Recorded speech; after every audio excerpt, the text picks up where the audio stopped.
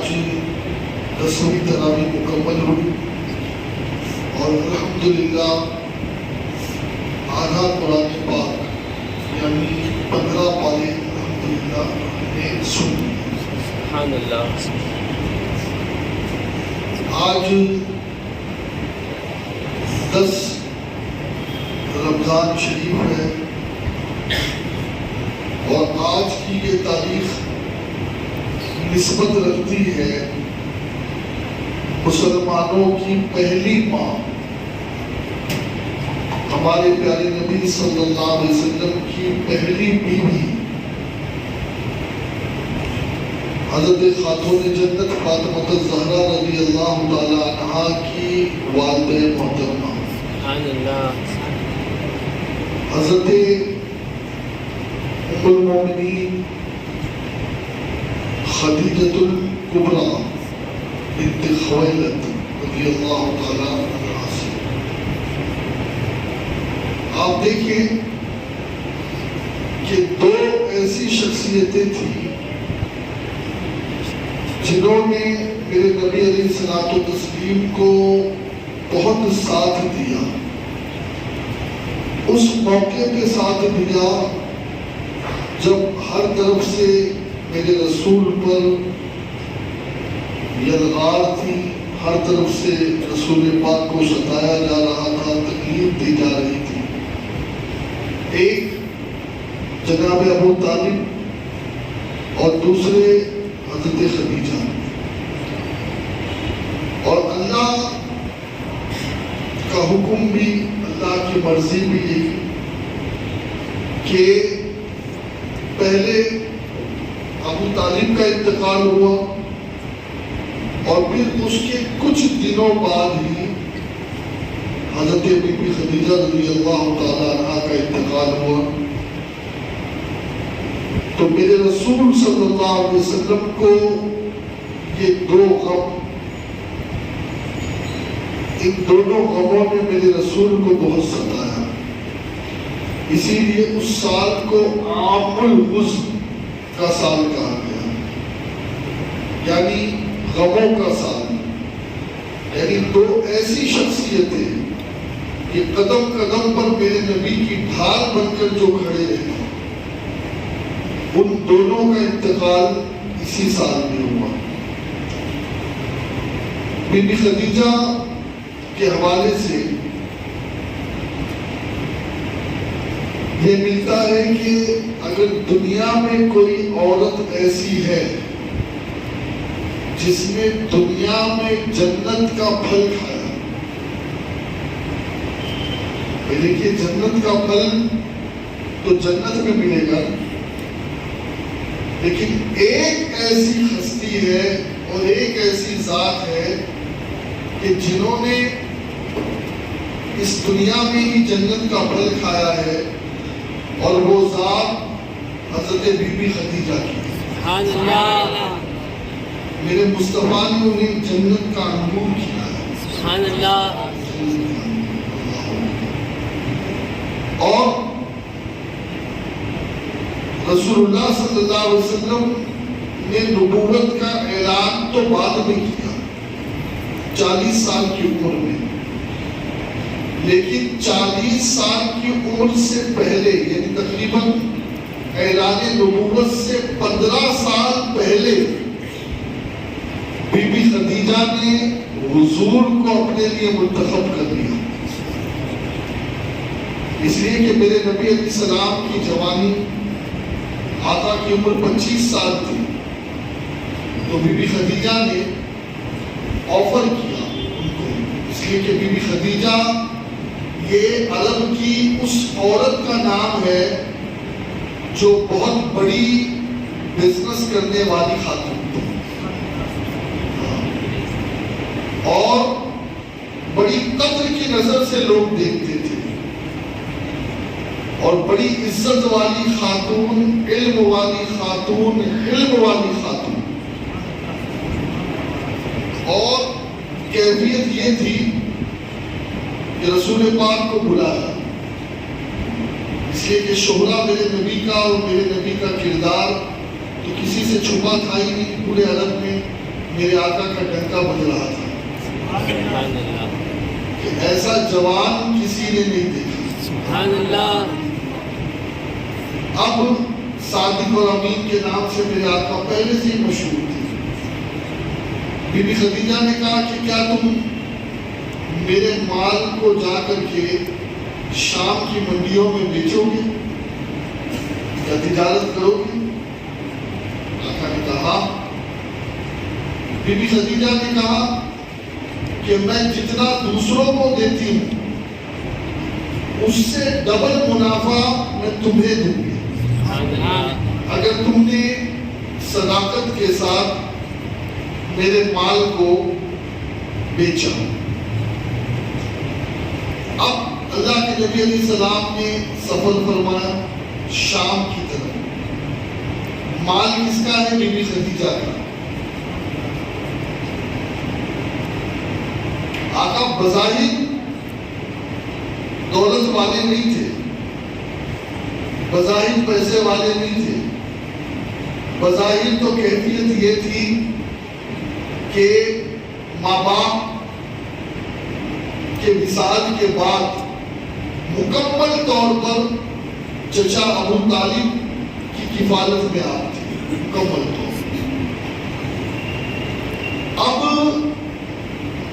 Be be Khadija کا ایک غلام تھا جس کا نام تھا میسرہ.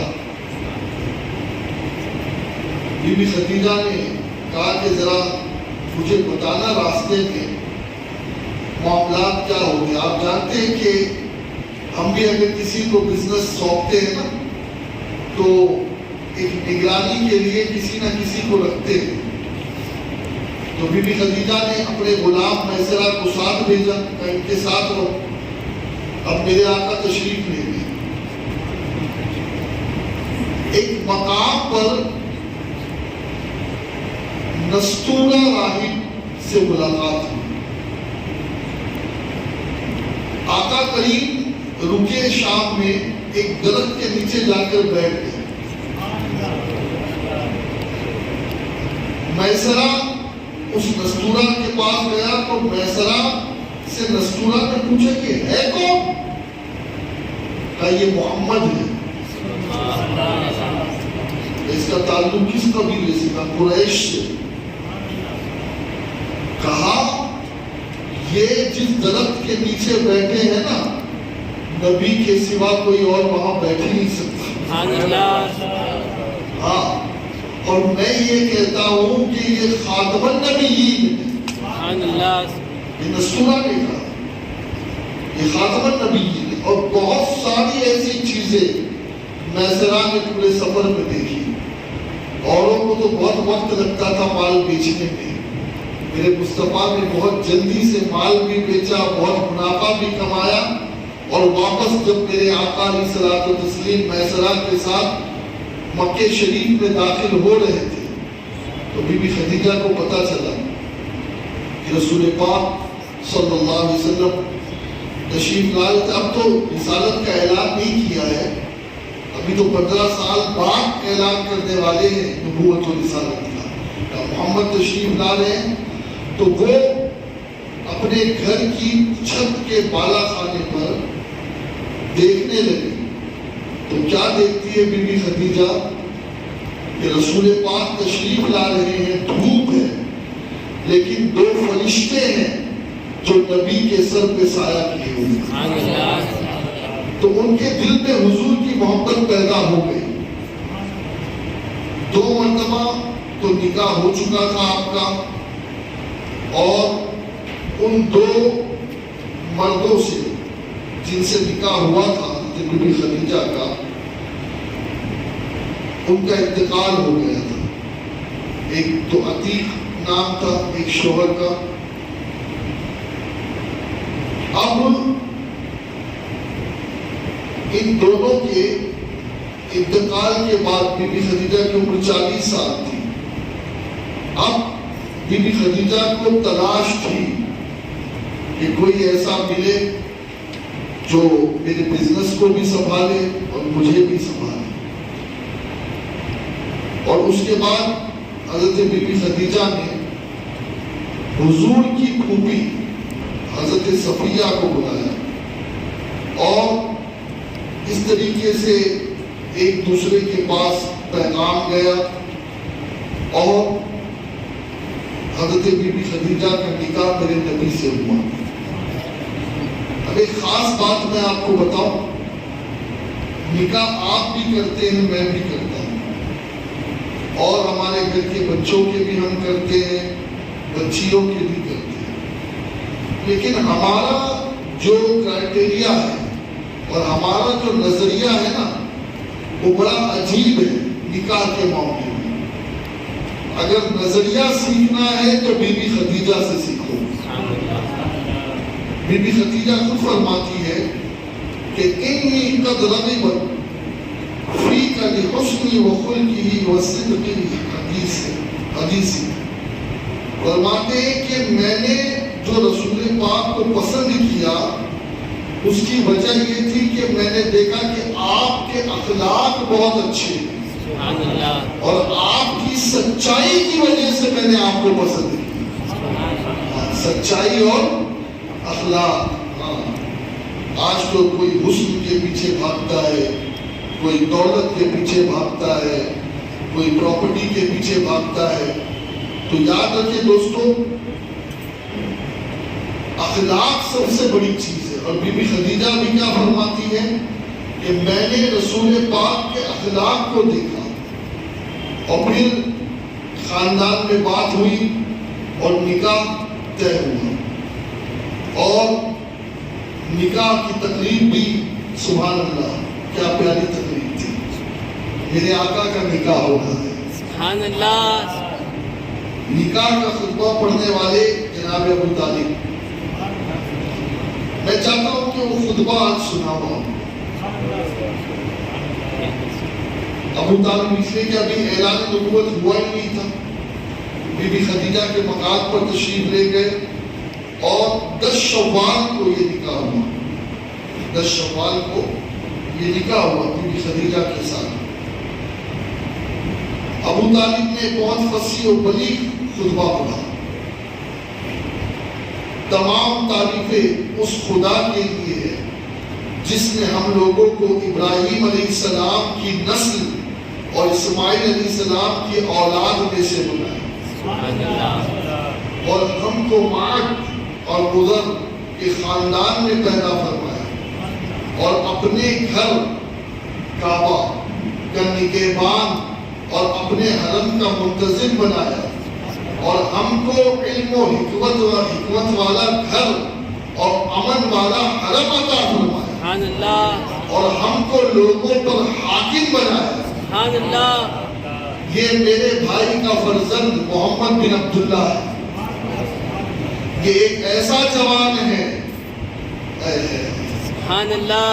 اب دیکھیں حضور کی نعت، یہ ایک ایسا جوان ہے کہ قریش کے جس شخص کا بھی اس سے موازنہ کیا جائے یہ اس سے ہر شان میں بڑا ہوا ہی رہے گا۔ سبحان اللہ۔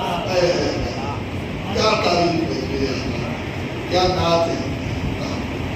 یہ خطبہ پڑھا جا رہا ہے، خطبے میں تعریف کی جا رہی ہے، نکاح کے خطبے میں ابو طالب میرے رسول کی تعریف کرے کہ قریش کے کسی جوان کو لے آؤ، ان جیسا کوئی جوان ہی نہیں ملے۔ سبحان اللہ۔ اور پھر کہتے ہیں ہاں مال اس کے پاس کم ہے لیکن مال تو ایک ڈھلتی ہوئی چھاؤں اور عدل بدل والی چیز ہے۔ اما بات، میرا یہ بھتیجا محمد وہ شخص ہے جس کے ساتھ میری قرابت اور قربت و محبت کو تم اچھی طرح جانتے ہو، وہ خدیجہ بنت خویلد سے نکاح کرتا ہے اور میرے مال میں سے 20 اونٹ مہر مقرر کرتا ہے اور اس کا مستقبل بہت ہی تابناک، عظیم الشان اور جلیل القدر ہے۔ سبحان اللہ۔ اب یہ تو اس وقت کا سسٹم الگ تھا، ایک خطبہ لڑکے والے پڑھتے تھے، ایک لڑکی والے پڑھتے تھے۔ اب لڑکی والوں کا خدمت سے بی بی خدیجہ کے چچا زاد بھائی تھے ورقہ بن نوفل، وہ کھڑے ہوئے اور انہوں نے کہا خدا ہی کے لیے حمد ہے جس نے ہم کو ایسا ہی بنایا جیسا کہ اے ابو طالب آپ نے ذکر کیا، اور ہمیں وہ تمام فضیلتیں عطا فرمائی کہ جس کا آپ نے شمار کیا۔ بلا شبہ ہم لوگ عرب کے پیشوا اور سردار ہیں اور آپ لوگ بھی تمام فضائل کے اہل ہیں، کوئی قبیلہ آپ لوگوں کے فضائل کا انکار نہیں کر سکتا اور کوئی شخص آپ لوگوں کے فضل و شرف کو رد نہیں کر سکتا۔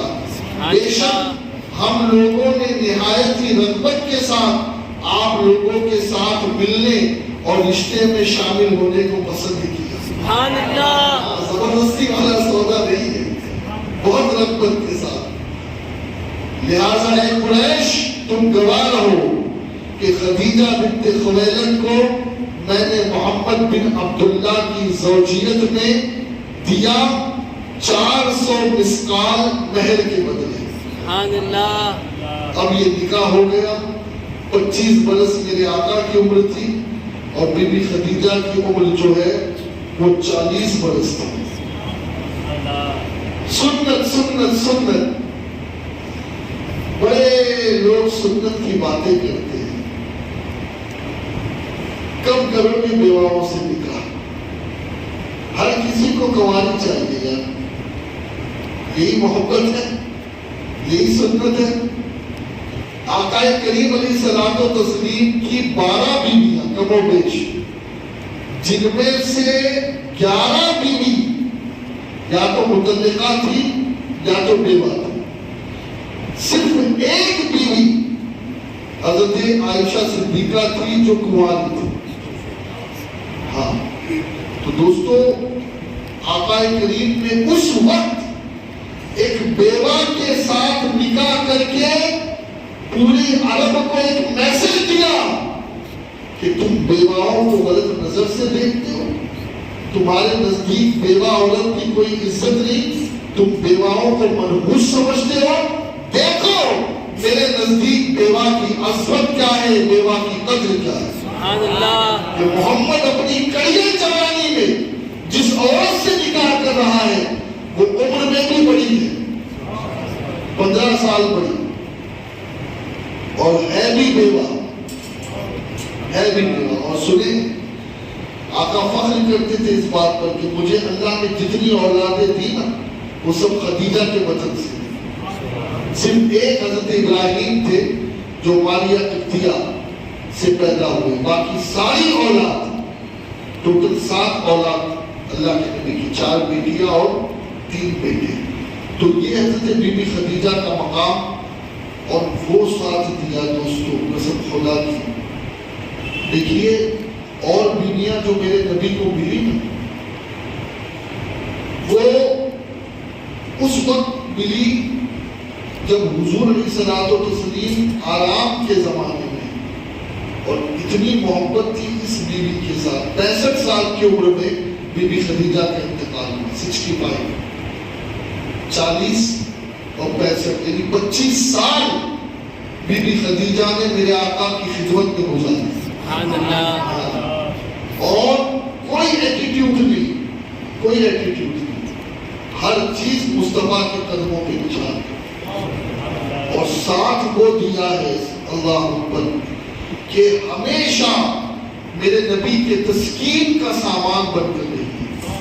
ہاں، اور حضور بھی ایسا چاہتے تھے نا کہ کنواری بیوی موجود ہے، دوسری بیاں موجود ہے، لیکن تعریف زبان پہ میرے آقا کی خدیجہ کی ہوتی ہے۔ سبحان اللہ، کبھی بھی گھر میں اگر کچھ پکتا نا تو جب کوئی گوشت وغیرہ ہوتا تو آقا کہتے جاؤ وہ خدیجہ کی فلاں سہیلی کو یہ گوشت دے دو۔ سبحان اللہ، یعنی بیوی کا انتقال ہو گیا ہے لیکن محبت دے دو، ابھی بھی بیویوں کی بیوی کی سہیلی کا خیال رکھا جا رہا ہے۔ خدیجہ کی فلاں سہیلی کو گوشت پہنچاؤ۔ اللہ اکبر۔ ایک مرتبہ کسی بیوی نے کہا کہ اللہ نے تمہیں خدیجہ کے بدلے میں اتنی اچھی اچھی بیویاں دی ہے، خوبصورت اور ہر ہنر سے، اور تم جب دیکھو اسی بوڑھی خاتون کی تعلیم کرتے ہو، آقا جلال میں آ گئے۔ خدیجہ کے بارے میں مجھے کچھ مت کہو، اس لیے کہ جب مجھے سب نے میرا بائیکاٹ کیا، خدیجہ نے اس وقت مجھے اپنایا۔ جب سب نے مجھے جھٹلایا، اس وقت خدیجہ نے میری تصدیق کی اور اپنے جان و مال کے ساتھ اسلام کی مدد کی۔ ہاں، یہ بہت بڑی عورت ہے، بہت بڑی عورت ہے۔ اسی لیے میں کہتا ہوں کہ اپنے گھر کی عورتوں کو بی بی خدیجہ کا کلچر بتاؤ، ان کو سناؤ وہ کس عظمت والی خاتون تھی، کیسی تھی۔ آج کیا ہوتا ہے معلوم ہے؟ تھوڑا بڑے گھر سے یا پیسے والے گھر سے آ جاتی ہے عورت کسی غریب کے پاس، تو اس کا دماغ آسمان پہ ہوتا ہے۔ بی خدیجہ نے کبھی بھی گھمنڈ نہیں کیا، تکبر نہیں کیا۔ ہاں، حضور کی خدمت، اور ایسی خدمت جبکہ اگر چاہتی تو 100 نوکرانیاں رکھتی، لیکن محبت تھی حضور سے، خود خدمت کرتی تھی۔ غار حرا میں میرے آقا گئے تو خود اپنے ہاتھ سے توشہ لے کر جا رہے ہیں۔ اللہ اکبر۔ ہم اور آپ اگر غار حرا میں ایک بار چلے جائیں تو دوسری بار ہمت نہیں کرے، ہاں ہمت نہیں کرے۔ اور بی بی خدیجہ کا معمول یہ کہ مسلسل روزانہ پابندی کے ساتھ غار حرا میں مصطفیٰ کے پاس جائے، اللہ خدمت کوئی کسر نہیں چھوڑی۔ ہاں، اسی لیے میرے نبی نے کہا کہ عورتوں کے لیے 4 ایسی خواتین ہیں جو مشعل راہ ہیں۔ ایک میری بیٹی فاطمہ، ایک فرعون کی بیوی آسیہ، اور ایک عیسیٰ کی ماں مریم، اور ایک خدیجہ بنت خویلد۔ اللہ ہماری ماں کی قبر پہ رحمتیں نازل فرمائے۔ اور دوستو، اس مصیبت، اس تکلیف میں میری ماں نے ساتھ دیا ہے، قسم خدا کی، کہ جس تکلیف میں اچھے اچھے لوگ چھوڑ کے بھاگ جاتے ہیں، اچھے اچھے لوگ۔ اللہ اکبر، وہ کون سی ایسی تکلیف تھی جو میرے مصطفیٰ کو نہیں دی گئی مکے میں، لیکن اللہ میری ماں کی قبر کو نور سے بھر دے۔ اللہ ان کی عظمتوں کو اور بلند کرے، ان کی رفعتوں کو اور بلند کرے۔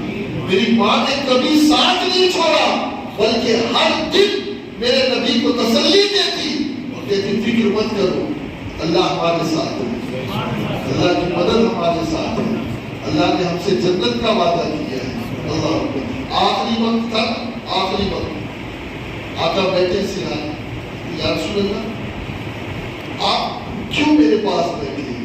آپ جائیں، آپ تبلیغ کریں، مجھے تو اپنے اللہ سے ملنا ہے، میں مل لوں گی۔ یہ وقت آپ کا بڑا قیمتی ہے، آپ اگر تبلیغ کریں گے تو ہو سکتا ہے کئی لوگ جہنم سے بچ کر کے جنت کی راہ پر آ جائیں۔ آپ دیکھیں نا، آپ دیکھیں، یعنی ہر بیوی چاہتی ہے کہ شوہر پاس رہے تکلیف کے وقت، اور پھر وہ تکلیف جو نزا کی تکلیف ہے، جس سے بڑی کوئی تکلیف نہیں، لیکن اس وقت بھی بی بی خدیجہ کو خیال اسلام کا، کیونکہ حضور اس سے خوش ہو گئے نا، حضور اس سے خوش ہو گئے کہ دعوت دی جائے، لوگوں کو اسلام کی طرف بلائے۔ ہے ایسی عورت؟ آج کی عورتوں کا تو حال بس اللہ ہی رحم و کرم فرمائے، ستا کر رکھ دیتی ہے مردوں کو، ستا کر، ایسی فرمائشیں، ایسی ان کی ریکوائرمنٹ ہوتی ہے، لمبی لمبی لسٹیں ہوتی ہے کہ آدمی پریشان ہو جاتا ہے، یا اللہ کس بیوی سے میرا نکاح ہو گیا۔ زندگی عجیب ہو جاتی ہے۔ اور یاد رکھو ایسی بیویوں کے بارے میں میرے نبی فرماتے ہیں کہ جس کے بیجا مطالبے کی وجہ سے اس کا شوہر پریشان ہو جائے، اللہ ایسی عورت کو جنت کی خوشبو بھی نہیں سنتی، جبکہ جنت کی خوشبو 500 سال پہلے آتی ہے۔ تو اللہ تعالیٰ ہماری عورتوں کو، ہمارے گھر کی ماؤں کو، بہنوں کو، بچیوں کو اللہ بی بی خدیجہ کے نقش قدم پر چلنے کی توفیق بخشے۔ وعلینا للبرکہ۔